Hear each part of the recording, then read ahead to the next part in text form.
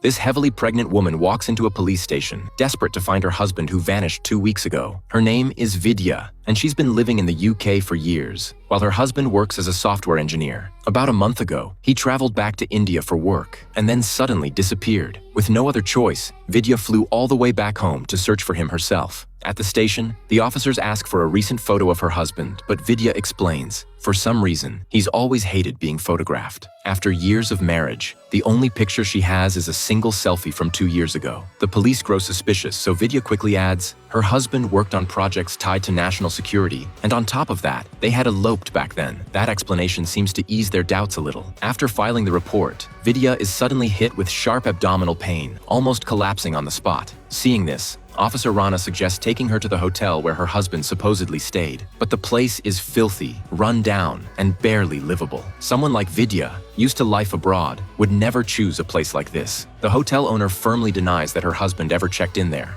लेकिन आपका husband नहीं है. But Vidya refuses to back down. She insists the man is lying and tells Rana there's a golden peacock statue next to the elevator. She saw it during a video call before. When Rana checks the elevator area, there really is a peacock there. सब झूठ क्यों बोल रहे हैं ये मुझे? Inside the room, Vidya looks around with a mix of longing, staring at the busy street outside, her eyes quickly filling with tears. But standing at the door, Rana begins to feel that something isn't adding up. The next morning, Vidya goes to her husband's company, only to be told he never worked there and was never part of any security project. Vidya pulls out the photo.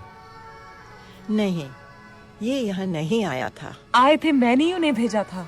Begging HR to confirm his identity. Please help me, Didi. Please help me. I don't know what to do. Just then, Rana rushes in with news. They've found an unidentified body. When the morgue drawer slides open, Vidya immediately throws up, but at the same time feels relief, because the body is not her husband. They keep searching, visiting his supposed school, but the staff insist no one by that name ever studied there. नहीं बेटी, उस साल में कोई अर्णव बख्शी नहीं था. Later, they try to find his uncle, only to discover the house doesn't even exist. Neighbors also confirm no such family has ever lived in that village. देखिए madam, 30 साल से हम यहीं रहते हैं, लेकिन कभी कोई बगजी फैमिली और यहाँ अर्णव बगजी का नाम कभी नहीं सुना.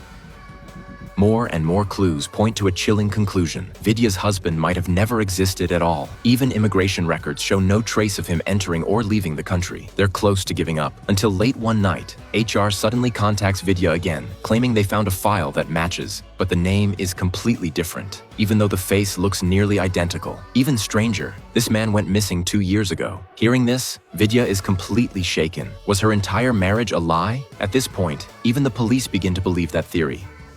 उसको प्रेग्नेंट करके भाग गया. आजकल ऐसा बहुत होता है. Hello. But Vidya refuses to accept it. She insists her husband would never deceive her. Right then, a team of senior agents approaches Rana, ordering her to drop the case immediately because the HR staff member was murdered the same night after meeting Vidya. They also reveal the man who looks like her husband is actually a terrorist, responsible for a deadly subway gas attack 2 years ago that shocked the nation. At the same time, inside a subway station, Vidya is suddenly shoved onto the tracks. Luckily, bystanders pull her up just in time, but she soon realizes the man who pushed her is now stalking her relentlessly. There's something deeply unsettling about him, and he keeps following her everywhere. No one around steps in to help. The man is a hired killer. He threatens Vidya, ordering her to leave the city immediately, but she refuses and remains determined to find her husband. Back at the hotel, she continues digging for clues, despite her condition. After thinking it through, she narrows it down to 3 possibilities. Either she was tricked into marriage and her husband has already vanished, or her husband is actually that terrorist, or he's still out there but was targeted because he looks like that man. Vidya firmly believes the truth lies in the third option, which means they need to find the real attacker. और जिस दिन मिलन मिल जाएगा, उस दिन अर्णव भी मिल जाएगा. At the suspect's apartment, Vidya notices something strange. His mailbox is the only one missing in the hallway. At the mailroom, she finds an unclaimed document that no one ever picked up. As she glances at a street-side tea stall, a sudden idea begins to form in her mind. She goes to question the tea delivery boy. ये flat number 3 वाले के बारे में कुछ याद है? The boy tells her the man usually lives alone, keeps to himself, and doesn't have any friends. Only once in a while, a man carrying a briefcase would come by to see him. Vidya locks onto this crucial detail. During all this, Rana notices how naturally Vidya connects with kids, like she'd make a great mother. But the moment that's mentioned, Vidya's expression shifts. After pulling herself together, they press on with the investigation. Using the document, they trace a lead to a blood bank. The staff there explain that the suspect has a rare blood type, something highly unusual, so there has to be a record. The last transfusion was on May 25th, 2 years ago, at a care facility. So the two head there immediately, only to find no matching records at all. The trail goes cold again, and Vidya begins to lose hope.